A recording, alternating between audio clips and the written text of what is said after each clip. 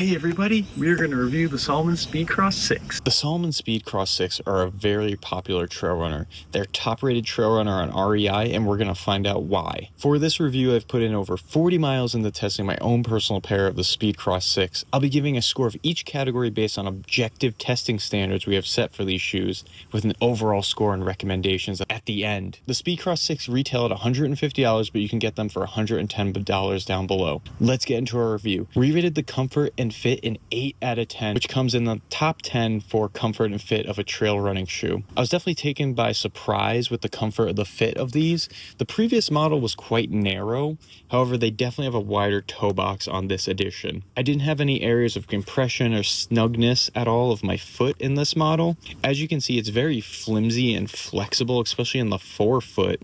However, even with these areas here, I didn't have any special areas of compression. I measured the toe box at 2.54 inches with my caliper, which is about average for a toe box of a trail running shoe, but I didn't have any areas of numbness or anything of that sort in the toe box. So the midsole has the Salomon Ortholite, as you can see. It's a very subtle but effective cushion shoe. It cradles your foot nicely. This is a very supportive trail runner, but it's not too bulky. It definitely loses some of its cushiness towards the heel.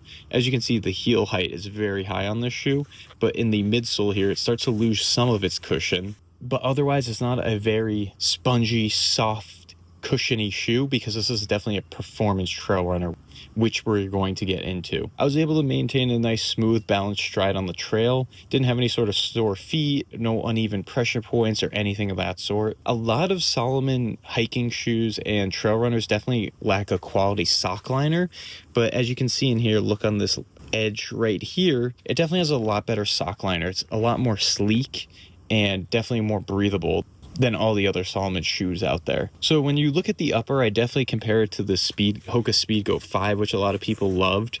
It's very thin, but it's not overly compressive, and it just has enough cushion where it's not too bulky, like I was saying before. So one of the downsides, at least for me, was the Salomon quick lace system. As you can see, all you have to do is pull here on the tab, and then you can tuck this into the shoe while you're running. It gives you a nice tight fit. However, I just wish I had normal laces to do any sort of normal lacing techniques, because you obviously can't do that when they have the quick lace system. And one downside to the quick lace system, as you can see here, even if you tuck it in here, you're running pretty hard, it can fall out, it gets caught on things, and it's just a little annoying. So I wish they had an option where you could buy it with a quick lace or with just traditional laces. I had the same sort of issue with the Salomon X Ultra 4, and I ended up getting the traditional laced boot, and it was much better than the other one I had. As for fit, I didn't have to size up or down. I debated getting a wide version, however I didn't. The normal size on the Speedcross 6 worked out for me. I'm a men's 10.5.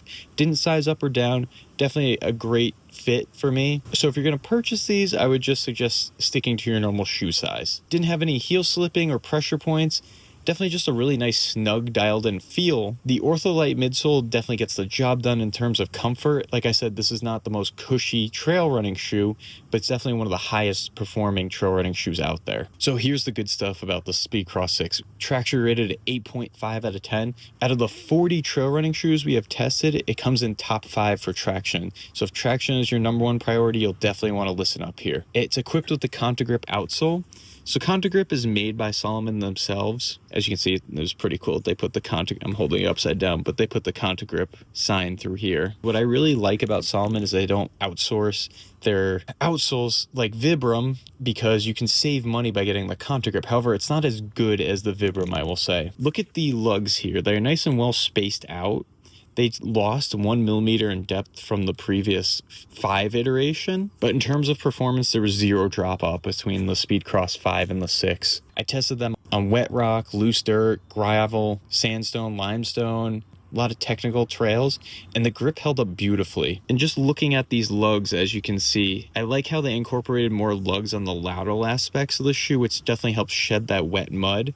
And they have these 2 up here in the forefoot when you're really trying to go for speed on the trail and you're doing a lot of forefoot striking. It definitely helps with the traction. Honestly, the traction is so good, it holds up well against even rugged hiking boots like the Merrell Moab 3. Definitely a top traction model if that's something you're looking for. So one of the trade-offs with the Contagrip rubber is it's definitely softer, and over time you'll wear faster on it than a firm outsole, but if you want value grip over long-term wear, it's definitely a solid trade-off. One issue people also had in terms of durability, which we'll get into in the durability section, was right here in the forefoot. In the forefoot, you can see that the outsole is very thin here. A lot of people started to notice a lot of delamination in this area and tearing. I haven't noticed that, and we've been over 40 to 50 miles with these, so that's just something to keep in mind, especially if you're a forefoot striker. So overall, the Speedcross 6 has some of the best traction on the market for a trail runner. You definitely aren't going to go wrong with getting a pair of these if just based on traction alone. Stability and support rated at 8.5 out of 10. The conformity of the upper and the sides really help minimize any internal movement of your foot, which is definitely something you want to avoid when you're going for stability and support. There's no shifting of your foot, especially around uneven ground. They definitely improved on this iteration in terms of stability and support. One great feature of the Speedcross 6 is the Sense of Fit technology. So what that does is it wraps your foot in a padded, contoured upper.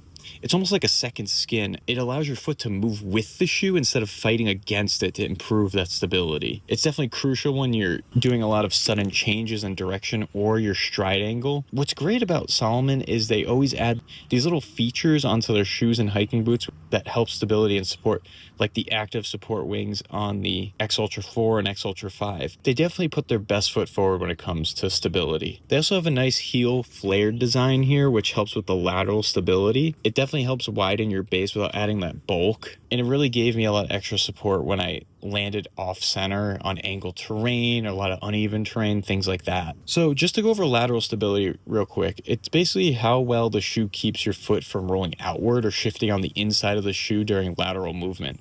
So you want is a rigid heel counter to lock down your rear foot and structured sidewalls that hold the foot in place, and also a stiff outsole. And the Speedcross 6 checks the box on all three in terms of lateral stability. So the torsional stability of this Speedcross 6 is definitely better in the heel, as you can see here, especially when you're landing on uneven terrain, especially while heel striking. This is one of the best heel striking trail runners you can get out there. Usually a shoe with poor torsional stability will flex and twist under pressure. It puts a lot of stress on your knees and ankles. It can lead to sprains and strains, things like that. Definitely not something to worry about with this shoe. It has a really nice rigid heel that prevents that twisting motion, but it doesn't feel like a brick. That's the other thing you don't want it to have. You don't want to feel like your foot is basically a brick and it's the most rigid thing in the world. I personally measured the heel to toe drop at 11 millimeters, which is definitely on the higher side. It becomes noticeable on steep descents. The raised heel reduces your forefoot flex, and it's harder to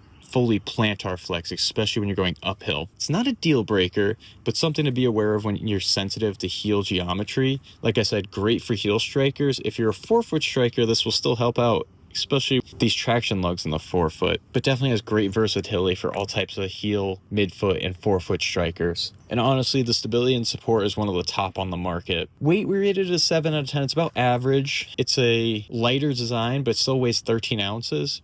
Now, as a performance shoe, this is not an ultra lightweight one, as you can see. It's really built for stability, protection, and traction. With trail shoes, though, lighter always isn't better. I would rather have a more high performance shoe that's comfortable, that gets me through all the technical trails I want to get through, with some added foot fatigue just because the weight's a little bit higher. I would much rather have the performance-based shoe. So one thing to keep in context here is when I weighed the Hoka Speedgoat 6, it weighed about 20% lighter, but I felt way more foot fatigue in that shoe than the Speedcross 6. Foot fatigue is not always directly proportional to weight. And also don't forget this model is waterproof, so it adds a little bit more to the weight. Overall protection, we rated an 8 out of 10. The Speedcross 6 skips out on a traditional rock plate, but it really doesn't need one. It's super rigid and protective on its own, so you really don't have to worry about underfoot protection here. The medial and the lateral sides of the shoe obviously have exposed areas. The layered mesh is firmer, and honestly, the heel stack is so high that it keeps you from any sort of ground objects piercing through your shoe anyways. The toe box has a little bit of protection here. It's definitely more stiffer, so if you hit it against anything, you have good protection in your forefoot here. I would not worry about the forefoot protection. Shock absorption is really good with this model. Whether you're a heel striker, forefoot striker, everything, it has you covered no matter what. I was able to maintain a nice heavy stride at times without feeling the pain of my joints flaring up on me or anything of that sort. So No need to worry about shock absorption with this model. It is excellent. The Gore-Tex membrane handled everything from wet grass to full creek crossings. Nothing soaked through. It's a 5 out of 5 for waterproofing. The sealed mesh upper really locks out gravel, sand, anything getting into the shoe. Overall protection is pretty good with the Speedcross 6. Durability rated at 8 out of 10. I've had 0 issues with durability so far. Like I said, some customers complained about delamination here in the forefoot, and I can see that happening obviously over time because the outsole is so thin here. But otherwise, nothing's really broken down for me. As you can see, take a look at the lugs. They still hold great grip to this day, even after all the miles I've put on them. I haven't noticed any wearing away of the heel here, anything here in the tongue at all. And the midsole itself still holds up very well to this day. I really appreciate how Salomon blends in that reinforced mesh with PU overlays here, as you can see.